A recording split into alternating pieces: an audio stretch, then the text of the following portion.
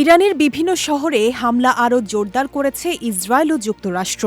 টানা অভিযানে রাজধানী তেহরান সহ দেশটির বিভিন্ন স্থানে একের পর এক বিস্ফোরণ ও হামলার খবর পাওয়া যাচ্ছে।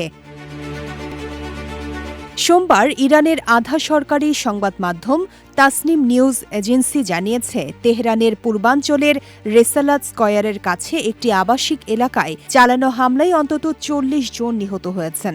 এতে বহু মানুষ আহত হয়েছেন বলেও আশঙ্কা করা হচ্ছে।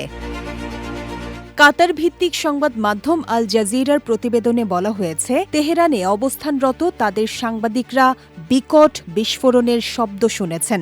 তবে হামলার সুনির্দিষ্ট লক্ষ্যবস্তু এবং ক্ষয়ক্ষতির বিস্তারিত তথ্য তাৎক্ষণিকভাবে জানা যায়নি। প্রতিবেদন অনুযায়ী সোমবার দিনভর তেহরানের পরিস্থিতি ছিল চরম অস্থির। শহর জুড়ে প্রায় প্রতি ১ থেকে ২ ঘণ্টা পরপর বিস্ফোরণের ঘটনা ঘটেছে। শুধু তেহরানই নয়, একই দিনে ইস্পাহান সহ ইরানের আরও কয়েকটি বড় শহরেও হামলার খবর পাওয়া গেছে।